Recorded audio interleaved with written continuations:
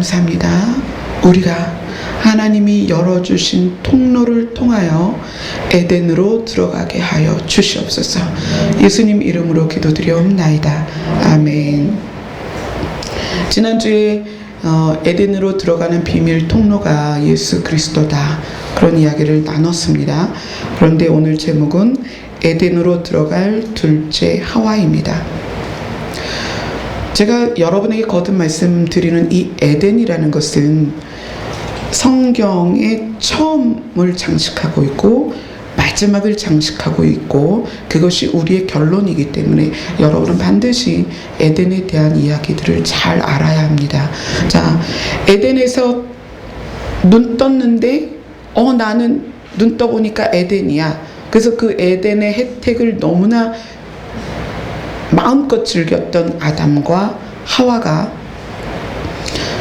사탄이 그들에게 다가가서 시작한 게 뭐냐면 하나님과의 관계의 단절이에요.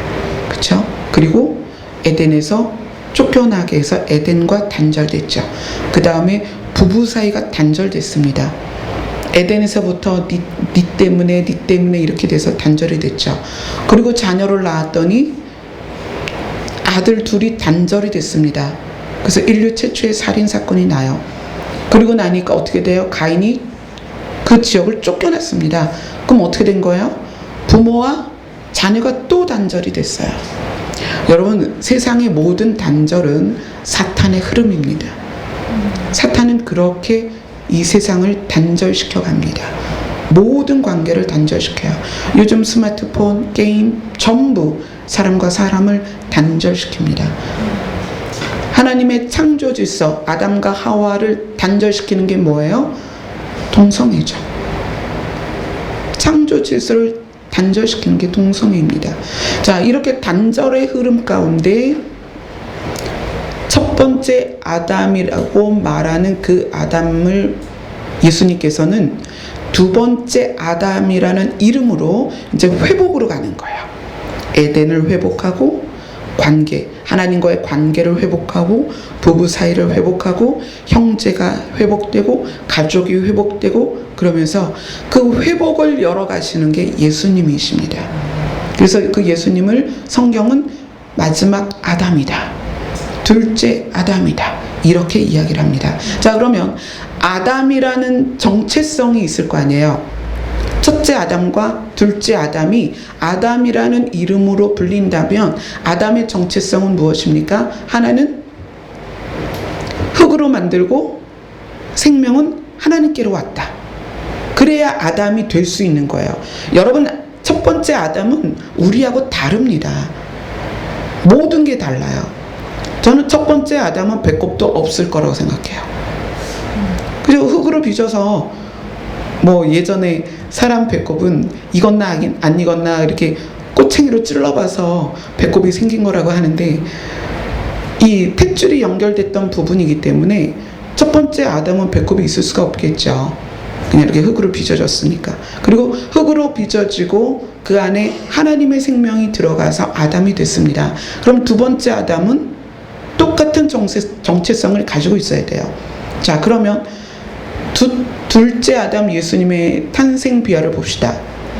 예수님은 여자에게서 났습니다. 부모에게서 태어난 게 아니라 여자에게서 났습니다. 그리고 성령으로 잉태가 됐어요. 자, 그러면 흙에서 살아나서 하나님의 생명이 주어진 첫째 아담과 이것을 동일시할 수 있느냐? 여러분, 문학적인 표현에서 또 모든 사물을 남성성과 여성성을 주어주는 그 서양식 그 명칭을 보면 땅은 여성일까요? 남성일까요? 여성입니다. 그래서 대지를 어머니다라고 불러요. 그러니까 예수님은 어머니에게서 났습니다. 남자가 섞이지 않았어요. 이것이 첫째 아담과 같은 동일한 정체성을 갖고 있다는 거예요. 마리아는 죽으면 흙으로 가죠. 그죠? 그런 흙인 마리아, 그리고 돼지, 여자, 어머니라고 불리는 그 마리아라는 존재에게서 하나님의 생명이 심어져서 예수님이 태어났습니다. 아담의 정체성 무엇이다? 흙에서 태어났지만 하나님의 생명이 들어가서 생명체가 된 아담, 첫째 아담과 둘째 아담이 동일한 정체성을 가지고 있다. 자, 또 하나는 아담의 정체성을 가지려면 인류를 시작하는 시작점이 있어야 돼요. 아담이 그랬죠. 인류의 시작점이잖아요. 그의 씨로 말미암아 모든 인류가 나왔단 말이에요. 그러면 두 번째 아담은 인류의 시작점인가? 그렇습니다. 예수님은 신인류, 누구죠? 에덴으로 들어갈 수 있는 모든 인류의 시작점이에요. 누구든지 예수님을 믿으면 구원을 받는다. 그래서 새 회복된 에덴으로 들어가는 그 신인류의 시작점이 예수 그리스도다. 그래서 아담의 정체성을 동일하게 가지고 있습니다. 자, 그러면 오늘은 둘째 하와에 대해서 이야기를 나눌 겁니다. 하와는 오늘 말씀처럼 우리 이제 하와의 정체성을 봐야 되겠죠. 하와는 누군가? 자, 창세기 3장 20절 오늘 본문 말씀에 이렇게 이야기합니다. 아담이 그의 아내의 이름을 하와라 불렀으니 그는 모든 산자의 어머니가 됨이라. 자, 그럼 이 하와라는 뜻은 뭐냐? 하와는 생명이라는 뜻이에요. 생명. 자, 그러면 하와의 정체성은 무엇이어야 하냐면 생명이 있어야 되고요. 생명이라는 그 정체성을 가져야 되고, 그 다음에 두 번째는 산자의 어머니가 돼야 되고요. 자, 하와의 정체성입니다. 세 번째, 하와의 정체성은 창세기 2장을 한번 보세요. 2장 23절에 이렇게 이야기합니다. 아담이 이르되 이는 내 뼈 중에 뼈요 살 중에 살이라. 이것을 남자에게서 취하였은즉 여자라 부르리라. 아담이 자국게 보니까 옆에 뭐가 하나 있는 거야. 보니까 아름다운 여인이. 근데 아담이 알아봐요. 어떻게 알아보냐면 이 여인을 알아볼 때 뭐라고 고백하냐면, 이 성경 구절이 다른 성경이 이렇게 얘기해요. 네 뼈도 내 뼈고 네 살도 내 살이다. 알아보는 거예요. 아담이 하와를. 자, 그러면 하와의 정체성 세 가지를 봅시다. 하나는 아담의 뼈와 살을 소유한 자가 하와가 될 수 있다. 두 번째, 생명이라는 이름으로 불릴 수 있어야 하와입니다. 세 번째, 어떤 사람이 하와다? 산자의 어머니가 돼야 하와입니다.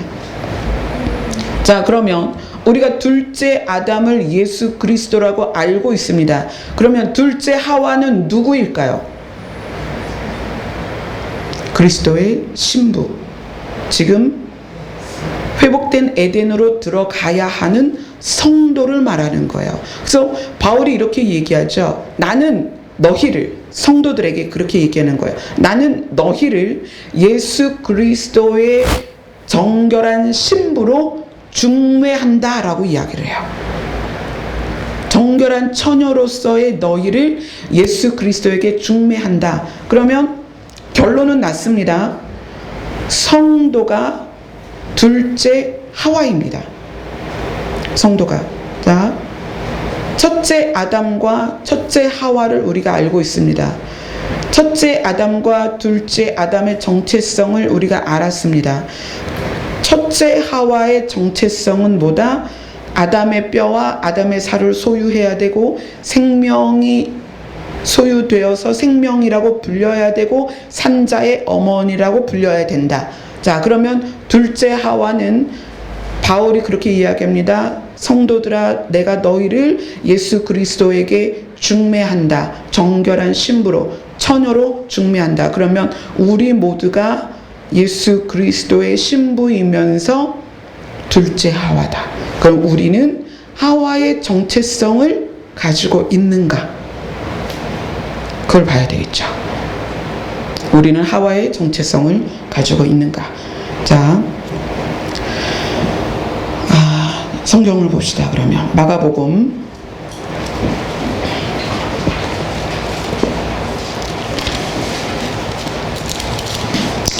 마가복음을 봅시다. 마가복음 14장 22절부터 봅니다.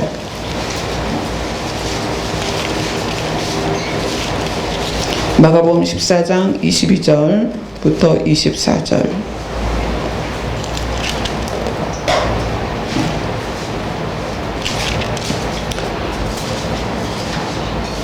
같이 읽습니다. 시작. 그들이 먹을 때에 예수께서 떡을 가지사 축복하시고 떼어 제자들에게 주시며 이르시되 받으라 이것은 내 몸이니라 하시고 또 잔을 가지사 감사기도 하시고 그들에게 주시니 다 이를 마시매 이르시되 이것은 많은 사람을 위하여 흘리는 나의 피 곧 언약의 피니라. 예수님께서 제자들에게 예수님의 살과 피를 먹게 하셨습니다. 실제로 떼어줄 수 없으니까 떡과 포도주로서 이것은 내 살이고 이것은 내 피다. 이것을 먹어라. 그리고 나를 기념해라. 그렇게 이야기하셨습니다. 그리고 성경에서 뭐라고 얘기하냐면 나를 생각해라. 예수를 깊이 생각해라. 그래서 예수를 깊이 생각하라는 것을 묵상하면서 하나님께서 뭐라고 말씀을 주셨냐면 여러분하고 나눴습니다. 예수를 깊이 생각한다는 것은 예수에게 물드는 것이다. 그렇게 말씀드렸습니다. 그런데 오늘 이 말씀에서 예수님이 제자들에게 내 살과 피를 먹으라라고 이야기한 이유가 있습니다. 부부는 한 몸이라고 성경이 말하고 있어요. 한 몸. 그 예수님이 자기의 몸을 나누시는 거예요. 자기의 신부들에게. 나와 너희가 결혼하려면 너랑 나랑은 한 몸이어야 돼. 하와가 아담의 뼈와 아담의 살을 취하여 존재가 생겼고 그래서 아담이 하와를 보자마자 깨달은 거거든요. 바로 말합니다. 네 뼈는 내 뼈야. 네 살도 내 살이야. 우리는 한 몸이야. 그래서 성경의 부부는 한 몸이다 이야기하는 거예요. 그러니까 예수님께서 피와 살을 성도에게 먹으라 하는 얘기는 물론 고난에 동참하고 나를 기념하라, 나를 깊이 생각해라, 그것의 차원을 넘어서 부부가 한 몸이라는 것을 나를 먹음으로 해서 내 살과 피가 네 안에 존재함으로 해서 우리는 하나다라는 걸 말씀하시는 거예요. 이게 첫 번째 아담의 정체성을 예수님께서 둘째 하와들에게 만들어주시는 과정입니다. 자, 그러면 아담은 하와에게 뼈를 줬잖아요. 여기서는 예수님이 피를 주셨거든요. 자, 여러분, 피는 어디서 만들어집니까?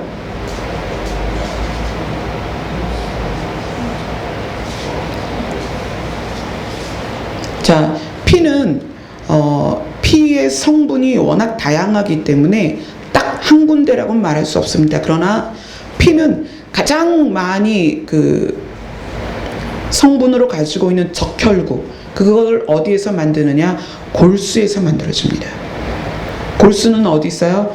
우리의 가장 중앙에 있는 긴 뼈 안에 들어 있습니다. 그래서 혈액암에 걸린 분들이 골수 이식을 하잖아요. 골수를 어디서 뽑아요? 척추뼈에서 뽑는 거예요. 그래서 피는 뼈에서 만들어진다 라고 여러분 알고 계셔야 합니다. 심장은 펌프예요. 피를 돌게 하는 펌프예요. 자, 그러면 예수님이 우리에게 피를 마시게 한 이유, 아담의 정체성 첫 번째를 지금 이루어내셨습니다.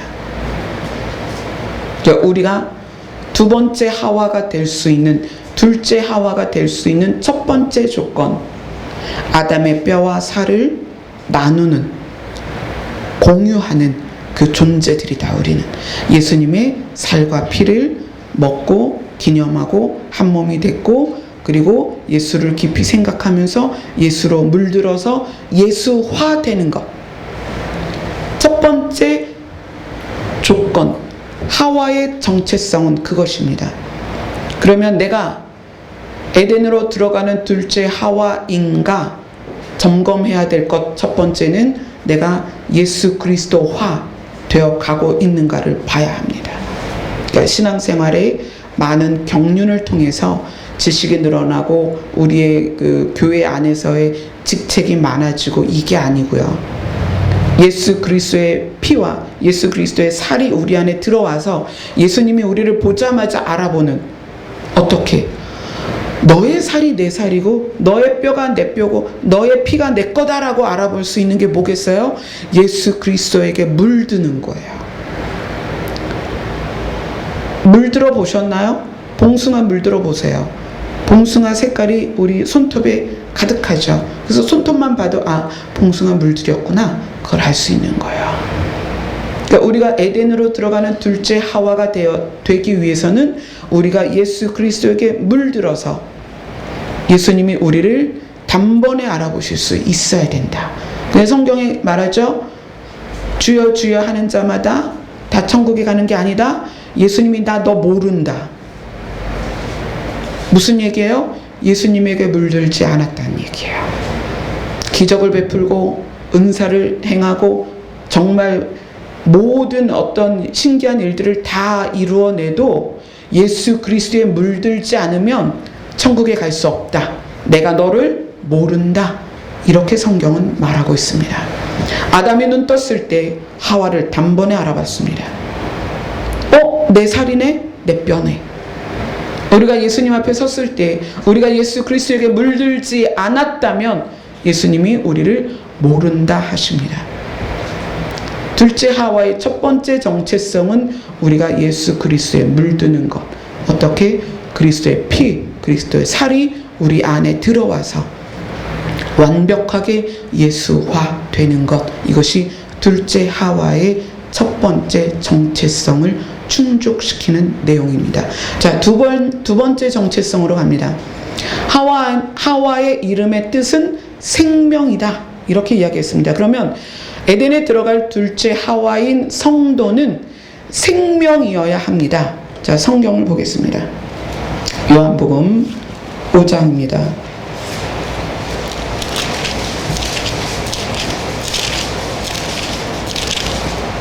요한복음 5장 11절에서 12절 말씀.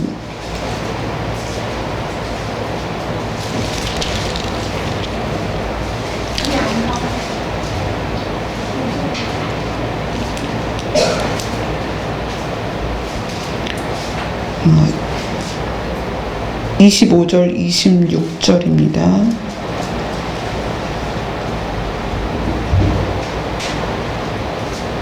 자, 요한복음 5장 25절 26절 같이 있습니다. 시작. 진실로 진실로 너희에게 이르노니 죽은 자들이 하나님의 아들의 음성을 들을 때가 오나니 곧 이때라. 듣는 자는 살아나리라. 아버지께서 자기 속에 생명이 있음같이 아들에게도 생명을 주어 그 속에 있게 하셨고. 아들에게 생명을 주었다.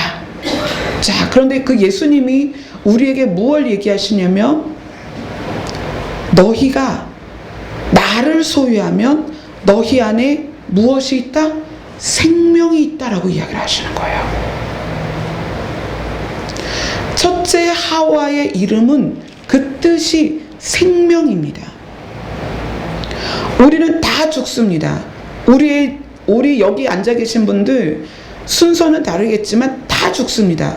그러나 그 다 죽은 자들이 죽은 상태에서 끝나는 게 아니라 반드시 살아나는 때가 오는데, 그 살아나는 사람의 조건이 무엇이다? 예수 그리스도를 소유한 자. 그런데 그 예수 그리스도를 소유하면 왜 살아나느냐? 예수 안에 무엇이 있어서? 생명이 있어서. 에덴으로 들어갈 둘째 하와의 정체성, 두 번째는 생명입니다. 여러분 안에 생명이 있는가? 그 생명은 우리가 좋은 걸 먹고 운동해서 유지시키는 육신의 생명이 아닙니다. 영원한 생명을 말하는 거예요. 근데 그 영원한 생명이 어디에 있다? 예수 그리스도 안에 있다. 오늘 말씀해 보니까 아버지께서, 하나님께서 자기 속에 생명이 있음 같이 아들에게 생명을 주셨습니다. 그래서 그 예수 그리스도를 모신 사람에게 무엇이 있다? 생명이 있다. 그러니까 여러분이 교회 다니는 사람이 생명이 있다가 아니에요. 예수 그리스도를 안에 모신 사람이 생명이 있다는 거예요. 그런 사람만이 둘째 하와가 될 수 있는 하와의 정체성을 소유하게 되는 것입니다. 자, 세 번째 정체성을 한번 가봅시다. 이 세 번째 정체성은 조금 여러분들이 난해하고 바로 이해하기는 좀 쉽지는 않을 거예요. 자, 세 번째 정체성이 뭐였죠? 하와의 세 번째 정체성. 산자의 어머니. 자, 그럼 이 산자의 어머니이어야 하는 우리로서 산자의 어머니, 이게 뭐죠? 우리가 어떻게 산자의 어머니가 될까요? 자, 이 부분을 갑시다. 갈라디아서로 갑니다.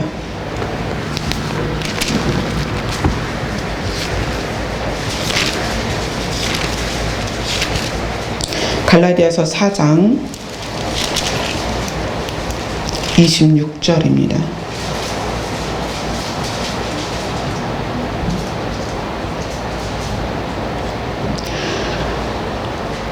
갈라디아서 4장 26절 같이 읽겠습니다. 시작. 오직 위에 있는 예루살렘은 자유자니 곧 우리 어머니라. 요 한 구절 보면 이해가 안 가실 거예요.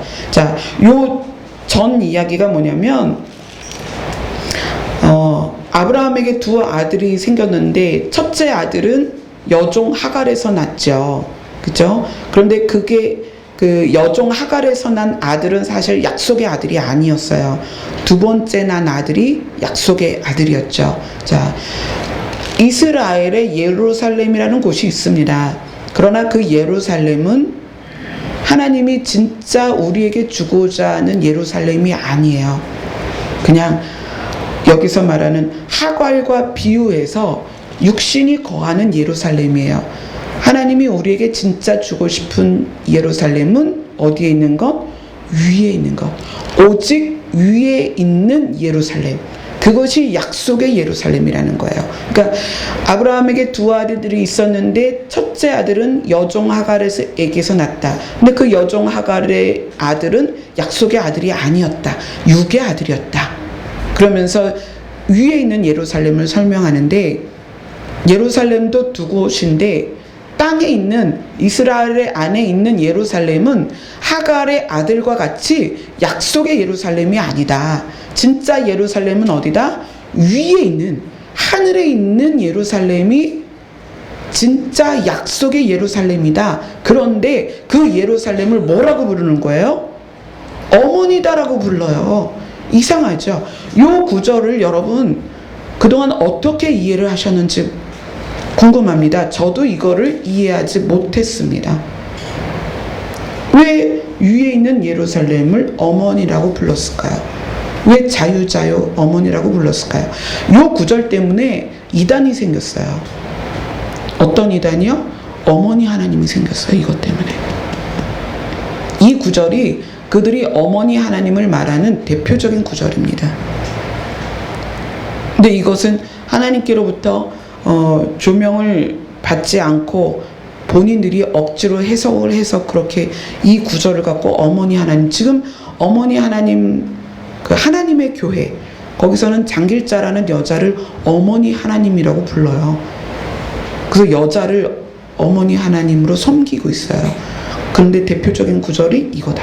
자, 그럼 이제 이걸 설명을 시작을 합니다. 자, 계시록을 가봅시다. 왜 위에 있는 예루살렘이 어머니인가? 요한계시록 21장입니다.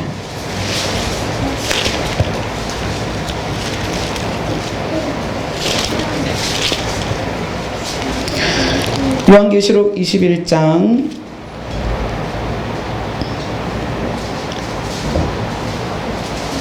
2절입니다.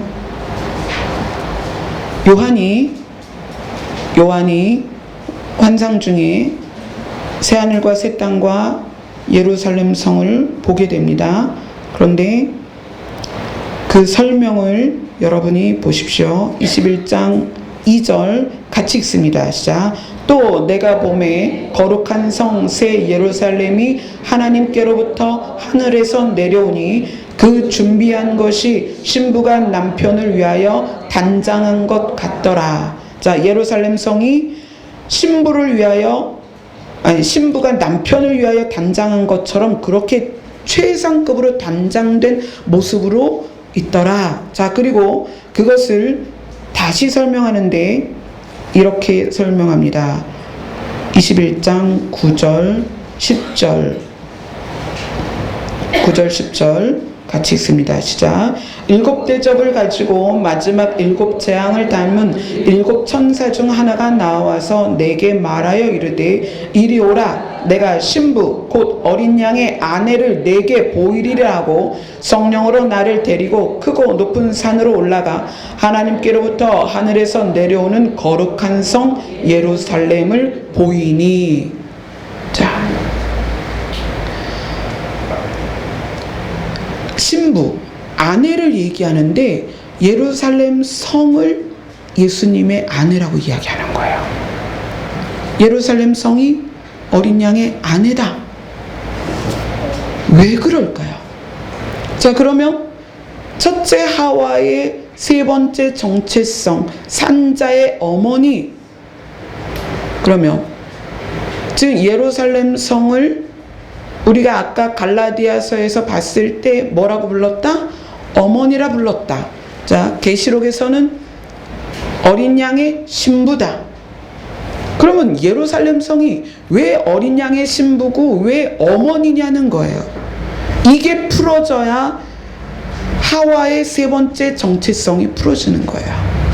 자, 그 이후에 예루살렘 성에 대한 설명을 합니다. 자, 12절부터 계시록 21장 보고 있죠. 12절부터 14절까지 같이 읽습니다. 시작. 크고 높은 성곽이 있고 12문이 있는데 문에 12천사가 있고 그 문들 위에 이름을 썼으니 이스라엘 자손 12지파의 이름이라.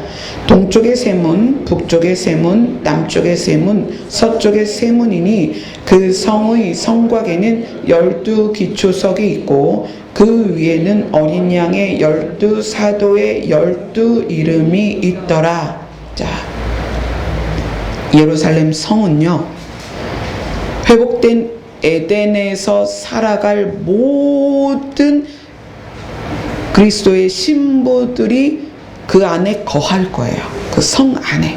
그래서 집 문에 보면 문패가 있고 우리 성도 가정에는 교패가 있죠. 그것처럼 예루살렘 성에는 12지파의 이름과 12제자의 이름이 있습니다. 그건 뭐냐면 그 안에 거할 성도들의 정체성, 그러니까 12지파, 분깃이 다른 12지파에 속한 성도들, 또 12사도에게 속한 성도들이 그 예루살렘 성 안에서 살게 될 거예요. 그래서 예루살렘 성은 마치 하와가 산자의 어머니다라고 말한 이유는 하와를 통해서 인류가 태어난 거잖아요. 가인, 아벨, 셋, 또 성경엔 그렇게 세 사람만 나왔지만 그 900년을 넘게 살면서 얼마나 많은 아이들이 태어났겠어요. 그들로부터 계속 인류가 퍼져나간 거잖아요. 그래서 하와라는 엄마 한 사람에게 온 인류가 들어있다. 그래서 산자의 어머니다라고 한 것처럼 예루살렘 성에는 에덴에 들어가서 살아야 될 모든 성도의 정체성을 문패로 적어놨어요. 12지파의 이름, 12사도의 이름. 그래서 우리는 12지파 중에 속하든 12사도 중에 속하든 우리의 그 기질과 성격과 성향과 달란트와 분깃에 따라서 그 문을 드나들게 되어 있습니다. 그래서 그 예루살렘 성이라는 덩어리 하나가 산자의 어머니 같다는 거예요. 생명을 품은 둘째 하와들이 그 안에 가득하거든요. 그래서 마치 첫 번째 하와를 통해서 수많은 인류가 배출됐던 것처럼 예루살렘 성 그 자체가 어머니라는 거예요. 이해가 되셨습니까? 네. 자, 그래서 그러면 나는 산자의 어머니인가? 예루살렘 성은 교회를 예표하고요. 또 이스라엘을 예표를 합니다. 자, 교회를 예표한다면 우리는 각자 예수님을 모시고 있는 교회입니다. 우리가. 그럼 나는 산자의 어머니가 될 수 있는가? 당연하죠. 뉴질랜드에서 연락이 왔습니다. 담임 목사님하고 사모님이 한국으로 이제 어떤 것 때문에 들어오셨다가 사모님 척추가 내려앉아 버렸대요. 그래가지고 원래는 이제 2주 그렇게 오실 예정이어서 저희 그 블로그 책을 편집하시는 분이 이제 목사님의 부탁으로 수요 예배랑 금요 예배를 이제 설교를 하기로 되어 있었대요. 근데 사모님이 한국에 들어오셔서 척추가 내려앉으니까 못 가시잖아요. 또 그것을 이제 병간호를 목사님이 하셔야 되니까 목사님도 뉴질랜드로 못 오시는 거예요. 그래서 그 집사님, 저희 블로그 책을 편집하고 있는 집사님이 생각지도 않게 한 달을 수요 예배, 금요 예배, 주일 설교를 하게 되신 거예요. 그래서 그분이 뭐라고 말씀하시냐면 저의 글과 설교가 뉴질랜드에서 선포되었습니다. 그래서 뉴질랜드에 있는 분들이 성경을 안 읽던 분들이 성경을 읽게 되었고 기도를 안 하던 분들이 기도회를 하고 있습니다. 그 얘기는 뭐예요? 이거는 저를 예를 들은 거지만 여러분 한 사람 한 사람이 산자의 어머니가 될 수 있습니다.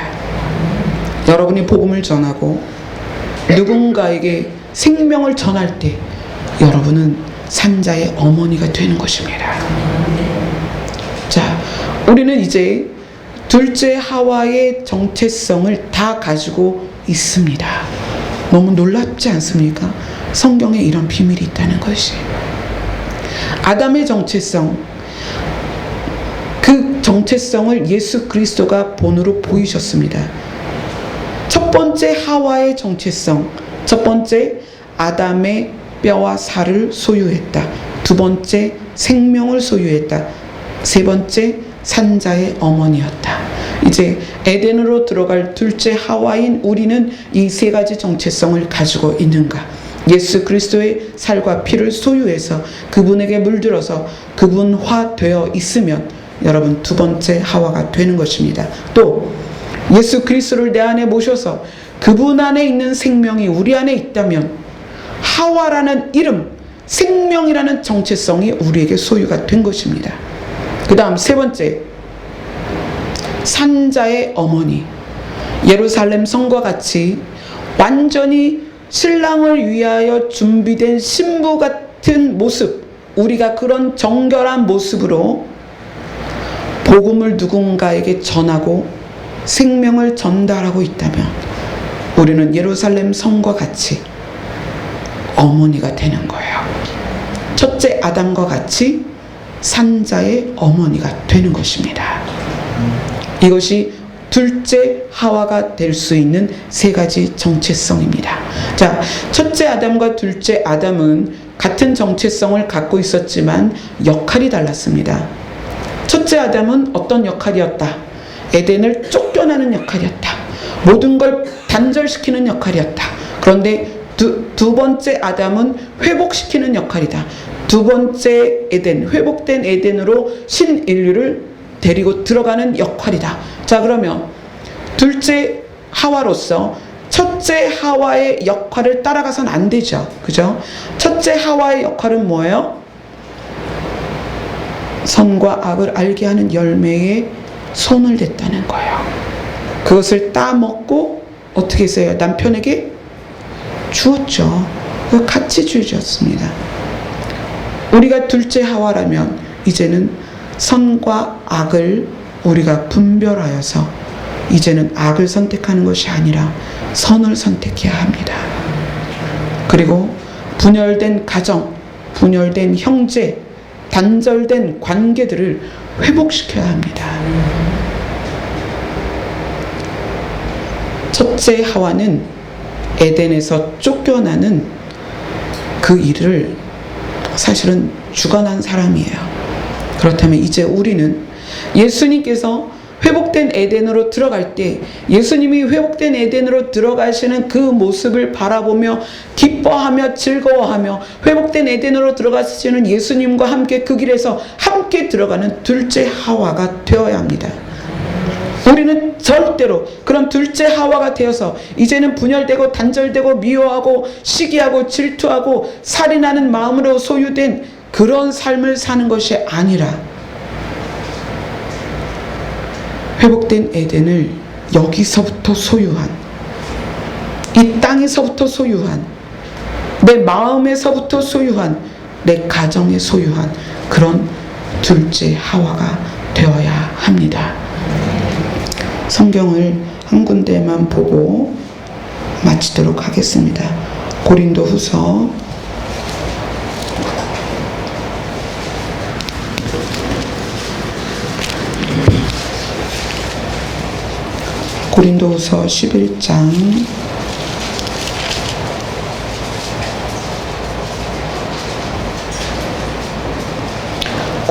11장 2절 3절 둘째 하와를 위하여 바울이 이야기를 합니다. 2절 3절 같이 읽겠습니다. 시작. 내가 하나님의 열심으로 너희를 위하여 열심을 내노니 내가 너희를 정결한 처녀로 한 남편인 그리스도께 드리려고 중매함이로다. 그러나 나는 뱀이 그 관계로 하와를 미혹한 것 같이 너희 마음이 그리스도를 향하는 진실함과 깨끗함에서 떠나 부패할까 두려워하노라. 지금 이 안에 둘째 하와에게 당부하는 게 있어요. 첫째 하와의 역할을 하지 말라는 거예요. 성도들아, 너희는 둘째 하와야. 회복된 에덴에 신랑이신 예수 그리스도와 함께 들어가야 해. 그런데 첫째 하와는 어땠냐면 사탄으로부터 미혹을 당해서 어떻게 됐다? 첫째 아담에게 죄를 짓게 했다. 나는 너희가 둘째 아담이신 예수 그리스도를 떠나서 부패할까봐 걱정이다. 여러분이 둘째 하와라면 절대로 첫째 하와의 길을 가지 마십시오. 소유한 에덴을 잃지 마십시오. 여러분에게 심어진 생명을 잃지 마십시오. 여러분은 얼마든지 산자의 어머니가 될 수 있습니다. 여러분 안에 있는 생명을 누군가에게 나눌 때 여러분은 산자의 어머니가 되는 거예요. 기도하겠습니다.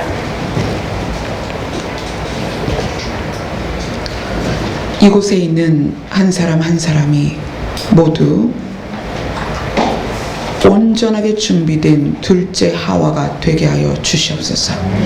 그래서 둘째 아담 예수 그리스도와 함께 기쁘고 즐겁게 회복된 에덴에서 영원을 즐길 수 있도록 도와주시옵소서.